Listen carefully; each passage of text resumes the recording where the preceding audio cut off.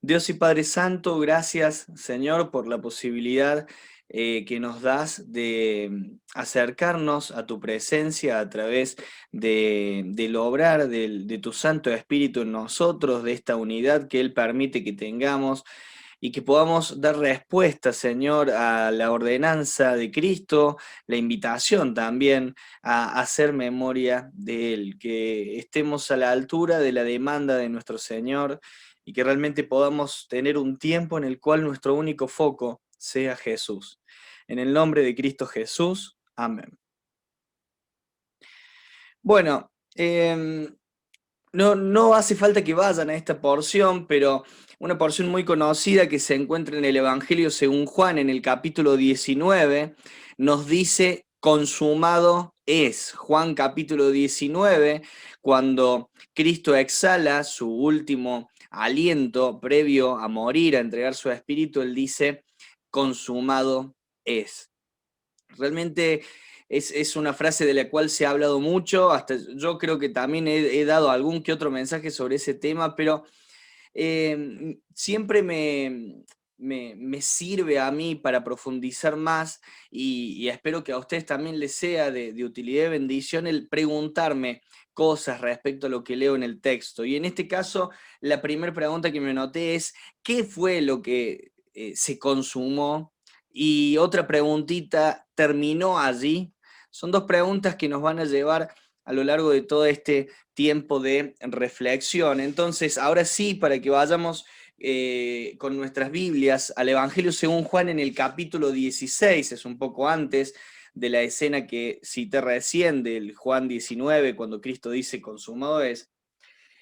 El Evangelio según Juan en el capítulo 16, en el texto eh, 4 en la segunda parte, ¿sí? Porque medio como que se divide la sección, el capítulo 16, verso 4 arranca, mas os he dicho estas cosas para que cuando llegue la hora os acordéis de que ya os lo había dicho, como diciendo, Cristo está hablando con sus discípulos y le está vaticinando que en algún momento del desarrollo del ministerio de ellos iban a recordar las palabras de Cristo e iban a recordar que el Señor les había advertido de estas cosas. La segunda parte del texto 4 del capítulo 16 dice, esto no se los dije al principio porque yo estaba con ustedes, o como tenemos acá, esto no os lo dije al principio porque yo estaba con vosotros, pero ahora voy al que me envió y ninguno de vosotros me pregunta, ¿a dónde vas?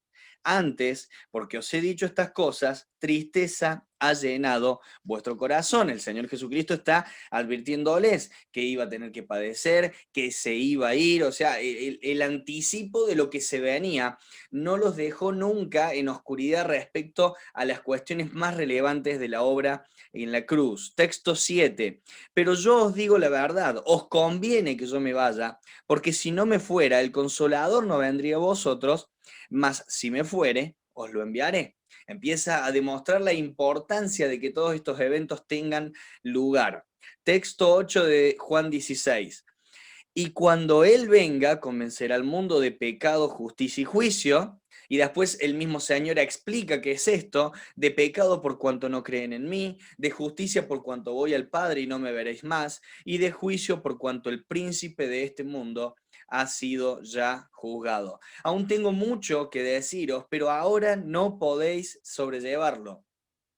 Pero cuando venga el Espíritu de verdad, Él os guiará a toda la verdad, porque no hablará por su propia cuenta, sino que hablará todo lo que oyere y os hará saber las cosas que habrán de venir. Él me glorificará porque tomará de lo mío y os lo hará saber.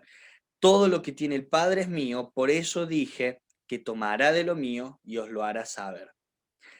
Entonces, cuando yo me encuentro con palabras como estas, empiezo a buscar en la escritura cuánto tiempo pasa hasta que ellos estuvieron listos para recibir aquellas revelaciones adicionales que el Señor les estaba anticipando.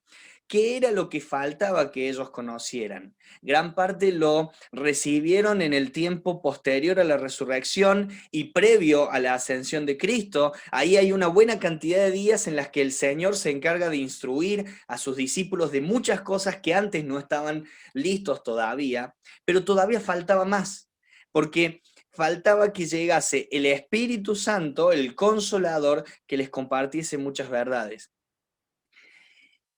Y cuando uno sigue avanzando en el estudio, pero lo hace un poco de manera cronológica, situémonos en el contexto, nos encontramos con Jesús hablando con sus discípulos en el primer siglo, alrededor del año 30. Luego Jesús padece el tormento de la cruz, Jesús resucita, Jesús asciende, desciende el Espíritu Santo, Hechos capítulo 1. Hechos capítulo 2, y comienza a desarrollarse el ministerio de los apóstoles. Y aún a pesar de que mucho de todo esto, ellos ya estaban listos para recibirlo, hay verdades que quedaron para más adelante y que quedaron para más adelante. Y entre muchas de estas verdades están las verdades contenidas en el libro de Apocalipsis. Vamos a ir rápidamente a Apocalipsis capítulo 5, donde el apóstol Juan, el mismo que escribe este evangelio, nos va a relatar algo particular que él vio en los cielos, una visión acerca del futuro, de algo que todavía no sucedió, pero que sabemos que es cierto.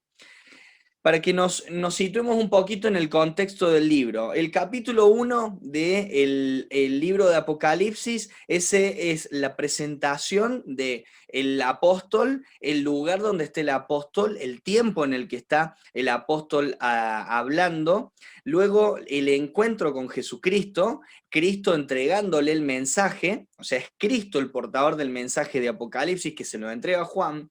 Capítulos 2 y 3 es el mensaje a las 7 iglesias de Asia, que son representativas de toda la iglesia. Y luego en el capítulo 4, Juan es llevado al escenario celeste.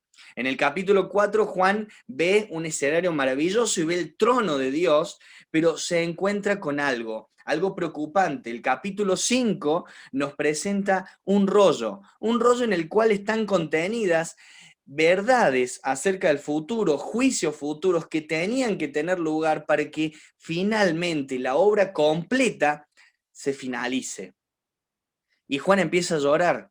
Y Juan empieza a preocuparse en el capítulo 4 porque no hay nadie que tenga la potestad ni sea digno de poder abrir ese libro, desatar los sellos de ese libro, para que finalmente todo aquello que desde la antigüedad fue preparado se llevase a cabo. Y el capítulo 5 es la presentación de Cristo. Dice el capítulo 5 en la mayoría de nuestras Biblias, el rollo y el cordero. Se presenta el capítulo 5, texto 6, el Cordero. Y miré y vi que en medio del trono y de los 4 seres vivientes y en medio de los ancianos estaba de pie un Cordero como inmolado, que tenía 7 cuernos y 7 ojos, los cuales son los 7 espíritus de Dios enviados por toda la tierra. Bien, ahora volvemos a la introducción que yo les hice. Jesucristo manifiesta en la cruz, previo a entregar su espíritu, recuerden que él mismo dijo, yo pongo mi vida y yo la vuelvo a tomar, previo a él entregar su espíritu, a él disponerse a sufrir el castigo terrible que era tuyo y mío, previo a entregar su espíritu, él dice, consumado es. ¿Qué fue consumado? ¿Qué fue terminado? En primera instancia, lo que entendemos por el contexto y por lo que estaba sucediendo era que se estaba saldando una deuda, se estaba pagando un precio. Y me encantó uno de los himnos que se pidió, que lo pidió otro hermano, no lo pedí yo, que lo cité en la oración hace un ratito. ¿Qué dice el texto? El rescate a Dios pagó. Había una deuda, un saldo en negativo a cargo nuestro, que era imposible que lo pagásemos. Era imposible que vos y yo pudiésemos pagarlo. Romanos capítulo 3, citando palabras del Antiguo Testamento, de los Salmos, nos dice de que no hay justo ni un uno, de que todos nos desviamos y aún nos hicimos, ¿qué? La palabra que usa es dura, inútiles. Implica de que no teníamos ningún tipo de capacidad para poder obtener el favor divino. Sin embargo, consciente de esta realidad, el Señor se entrega a sí mismo. Y aquello que nosotros no podíamos hacer, Él lo hace. La deuda que no podíamos pagar, Él la paga. Y en la cruz, Él exclama, cancelada la deuda, consumado es. Pero la segunda pregunta que yo hice y que yo me hice y que les comparto, ¿Qué se consumó? Se pagó la deuda. Él padeció el castigo que vos y yo merecíamos. Todo el tormento de la ira de Dios derramada sobre un solo ser que fue Jesucristo. Pero terminó allí. ¿Acaso la obra se completaba con eso? ¿Acaso por el simple hecho de Cristo entregarse en la cruz toda la humanidad se salva? No, no es así. No existe la universalidad de salvación por el simple hecho de que Cristo murió. Sí existe la posibilidad a todos los hombres de entregarse a Cristo porque la deuda Él la pagó. Pero la obra continuaba. Y Cristo les tenía que anticipar estas verdades a los discípulos. ¿Qué leímos en Juan 16? Ya en el capítulo y en la porción previa Él les empieza a anticipar. Yo tengo que irme, yo tengo que padecer, tengo que morir y tengo que irme, tengo que volver al que me envió, tengo que irme. Y ellos no querían que se vaya. ¿Quién va a querer que Cristo, ellos ya empezando a discernir, aunque sea un poquito de lejos, quién era Él? ¿Quién iba a querer que se vaya? Necesito irme. Tengo que irme porque la obra continúa. La obra sigue con mi persona yendo a los cielos, volviendo a que me envió. La obra sigue conmigo, enviándoles a ustedes el Espíritu Santo. La obra continúa trabajando en sus vidas. La obra continúa con el trabajo del Espíritu Santo, haciendo lo que yo estaba haciendo acá. ¿Recuerdan lo que leímos hace un ratito?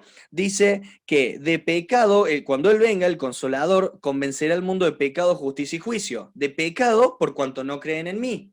Lo primero que va a hacer y que hace el Espíritu es redarguir, convence de pecado a la persona por no creer en la obra de la cruz. No es algo que haces vos, ni que hago yo, ni que hace el mejor predicador o predicadora. ¿Quién lo hace? El Espíritu.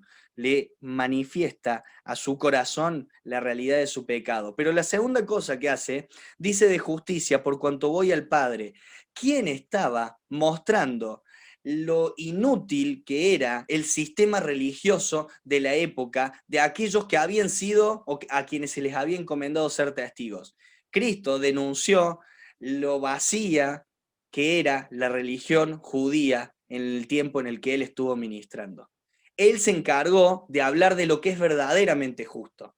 Leemos en Mateo capítulo 5 al 7 el Sermón del Monte y encontramos a Jesús: oísteis que fue dicho y se les dijo bien, pero yo profundizo más porque se les dijo lo que les conviene a ellos, pero no se les dijo lo que a ellos no les conviene. Les conviene a ellos que ustedes simplemente conozcan el mandamiento. Lo que no les conviene a ellos es que ustedes conozcan el espíritu del mandamiento. No es solo la condena al que mata, también la condena al que en su corazón maltrata a su hermano. Fíjense lo que hace Cristo. Cristo habla de lo que es justo. ¿Y hoy quién lo hace? Hoy lo hace el Espíritu. Pero nosotros en este tiempo de recordación de la cena, recordamos la obra de ¿quién? La obra de Cristo. ¿Por qué hablo del Espíritu Santo? Porque es el Espíritu Santo el que nos comparte ¿de qué? De lo que es Él. El Espíritu Santo, que es Dios, que es digno de nuestra adoración, al igual que el Padre y al igual que el Hijo, es el que hoy está cumpliendo en nosotros las tareas que Cristo hizo en su ministerio terrenal. Y Él lo hizo en mi vida cuando me convenció de pecado, lo hace a diario cuando me convence de justicia, y lo va a hacer ahora, y lo hizo y lo hace a diario con cada uno de nosotros cada vez que estudiamos estas porciones, cuando hablemos del juicio venidero. Una de las cosas importantísimas en las Escrituras, y en especial en el Nuevo Testamento, se resalta como algo que es digno de una corona, merecedor de una corona, es tener la vista puesta en la venida del Señor, tener la vista puesta en el retorno de Cristo. La obra de la cruz fue una obra magnífica, pero no es la totalidad del trabajo de Dios en su relación con los hombres.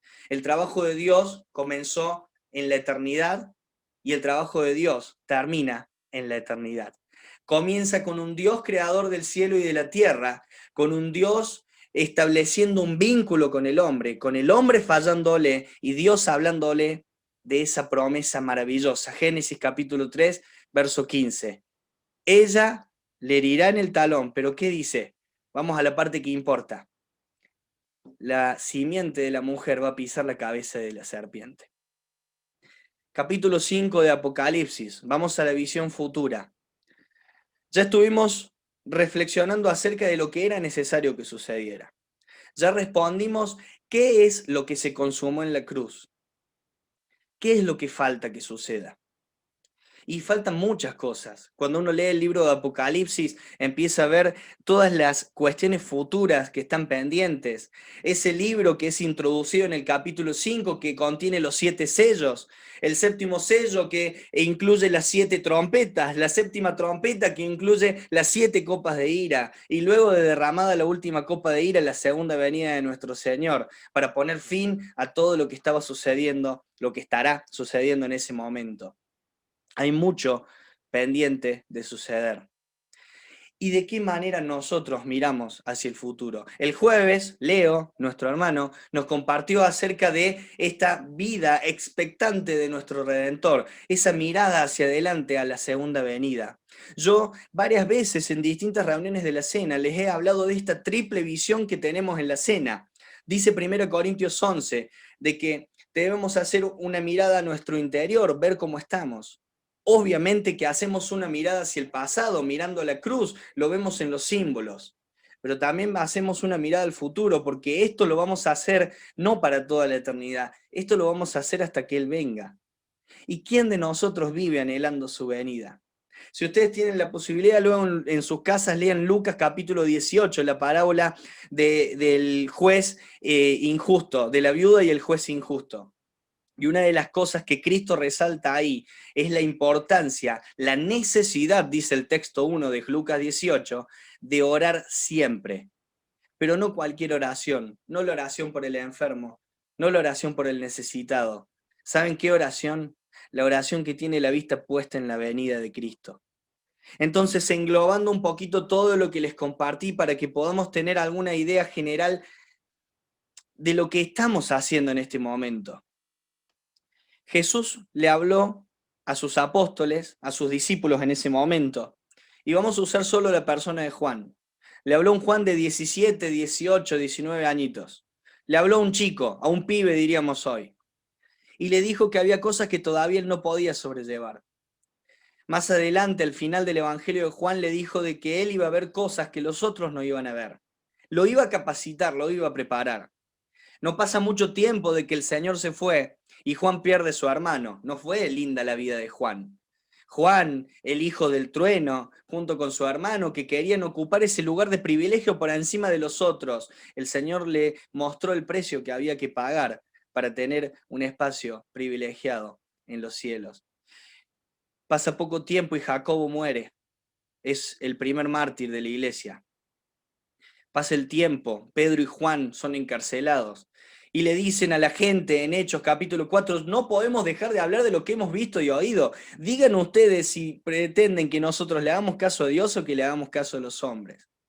Leamos la primera carta de Juan y arranca diciendo, el texto 3, 1, 2 y 3, pero el 3 dice, lo que hemos visto y lo que hemos oído, lo que palparon nuestras manos. Juan de 90 años, hablando de lo que había visto en el pasado. Y ese Juan de 90 años, en el exilio en la isla de Patmos, ya estaba capacitado para recibir las verdades que leímos en Apocalipsis 5. El Espíritu lo preparó y lo capacitó para hablarle de un futuro de gloria. Si había algo que Juan, como judío bien preparado en la ley, tenía en claro, era que algún día el Señor iba a poner en orden todas las cosas.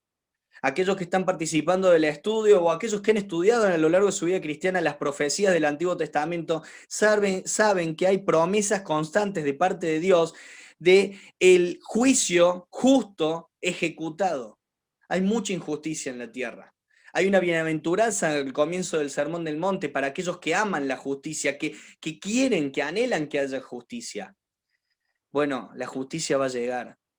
Y para Juan, imagínense, con la edad de ya 85, 90 años, luego de una capacitación de 60, 70 años, poder finalmente encontrarse con su Redentor nuevamente, después de que él se fue. Él no quería que se vaya, se fue, bueno, se fue, tengo que aceptar que se fue, tengo que aceptar lo que le pasó a mi hermano, tengo que seguir compartiendo esta verdad. Llega a los 90 años, se encuentra con su Señor y ve el cumplimiento de las promesas. No las vivió en su tiempo, pero vio que se iban a cumplir. Hermanos, tenemos un tiempo especial de recordación, porque hay cosas que se han hecho que son maravillosas. desde el momento de la creación, desde el momento de la cruz, desde el momento de nuestro nuevo nacimiento. Cosas maravillosas que ya han sido hechas. Una deuda que pesaba sobre nosotros que ya está saldada. Estamos con las cuentas en blanco frente a nuestro Señor y Redentor.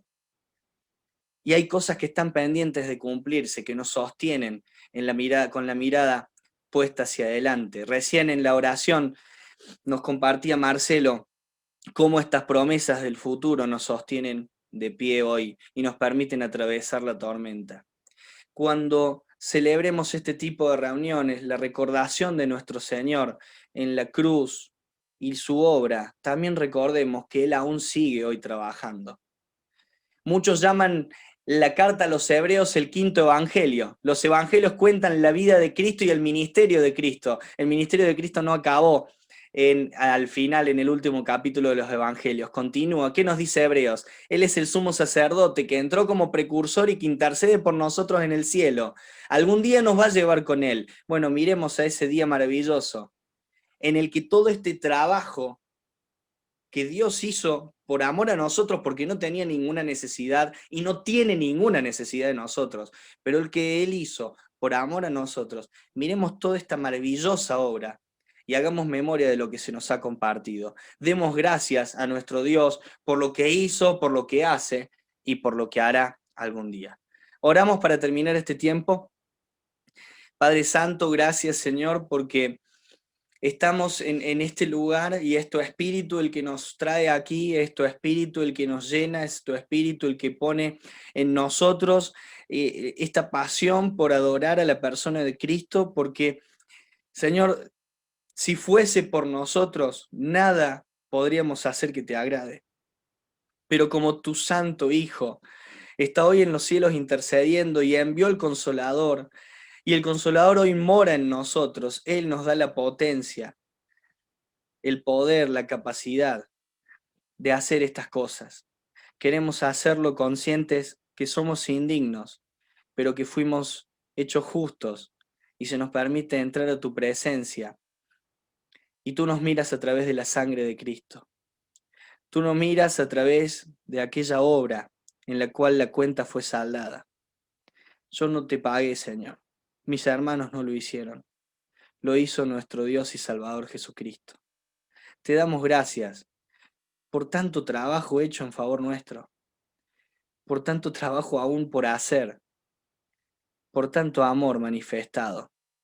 Hay una canción que dice, Señor, la cruz habla de amor, amor por nosotros, y de un Salvador que quiso pagar nuestra deuda.